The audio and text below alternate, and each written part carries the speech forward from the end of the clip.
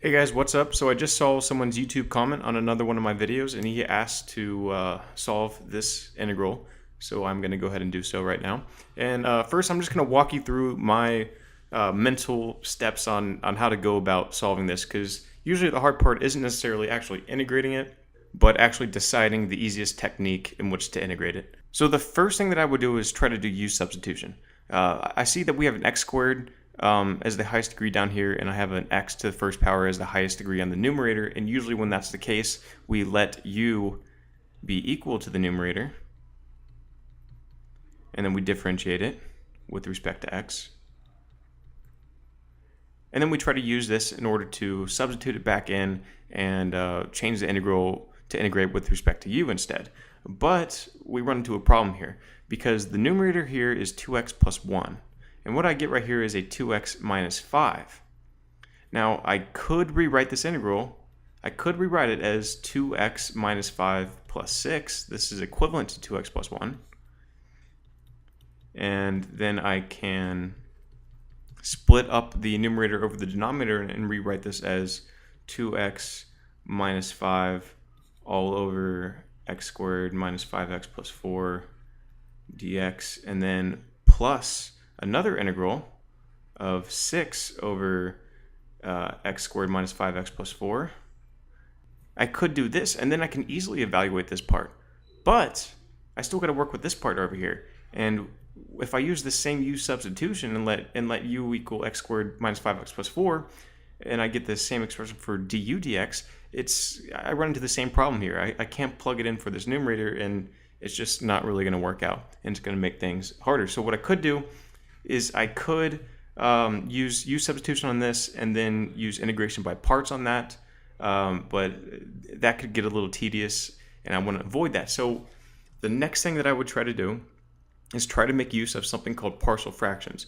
I'm not sure if you guys have learned this yet in your calculus class, but it's a really cool technique to simplify integrals with polynomial denominator and numerators.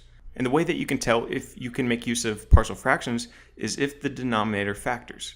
And I can see that I can rewrite this as 2x plus 1 all over x minus 4 times x minus 1. So this denominator does factor into x minus 4 times x minus 1, and that's a good thing, because now what I want to do is I want to make use of partial fractions. I want to say, okay, let's take this expression right here. Let's take that expression and let's express it as a number over its first factor plus another number over its second factor. So basically what I'm doing is I want to break up the denominator. And if I can do that, I can see that integrating this would be so much easier. In order to solve for a and b, what I do is I put it under a common denominator. And to do that, I get a times x minus 1 plus b times x minus 4 all over x minus 4 times x minus 1. And again, this has to equal what I have in the integral, in the integrand right here, which is 2x plus 1 over x minus 4 times x minus 1. So when I solve for a and b, I can ignore these denominators because they cancel. And what I get is a single equation that says a times x minus 1 plus b times x minus 4 has to equal 2x plus 1. Okay, so you may be thinking right now, I have two unknowns and only one equation, so how am I going to solve this? So let's go ahead and write this in terms of x's and constants. So I'm going to rewrite this as x times a plus b plus negative a minus 4 times b. And you can verify that for yourself, that is equivalent. And then I'm going to set it equal to 2x plus 1. So all I did was just simplify this first equation up here into this form right here. So still this looks like one equation, but we can actually turn this into two equations. So if you look at this 2x plus 1, I have a number times x plus a constant. And over here I have the same thing. I have a number, a quantity, a plus b times x plus another quantity which represents a constant. So how about I set a plus b, the coefficient of the x, equal to the coefficient of the x on this side. And also I take this term, this constant term, and set it equal to the constant term over here. So I get negative a minus 4b is equal to 1. And now I have two equations and two unknowns, and I can solve for a and b. So let's go ahead and solve for a on this side. We get a is equal to 2 minus b. And if I go ahead and plug it in over here, I get b minus 2 minus 4b is equal to 1, which gives me negative 3b is equal to 3, which implies that b is equal to negative 1. So then I take this fact over here, I bring it back over here, and I get a is equal to 2 minus a negative 1, which gives me a is equal to 3. So since a is equal to 3 and b is equal to negative 1, I come back up here to 3 over x minus 4 plus negative 1 over x minus 1. So now what I've done is I've rewritten our original integral, this guy, as this guy, which is much easier to work with. Okay, so in the previous step, I showed how to use partial fractions to turn this into this form, and both forms are absolutely equivalent.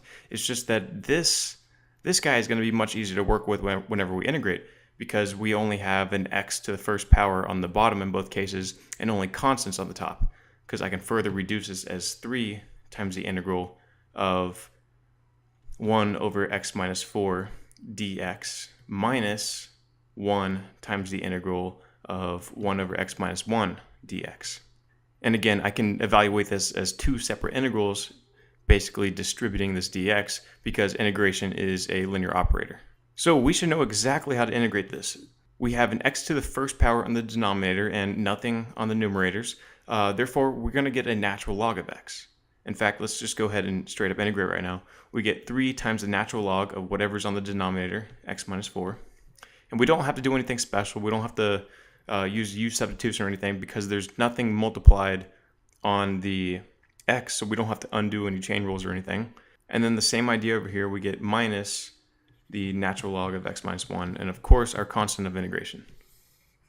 So this would be your answer to this integral. So hopefully that helped, and good luck. I know you said that this was urgent. So yeah, if you guys leave comments asking for questions, yeah, I'll make videos for you. So anyway, thanks for watching. I'll see you guys.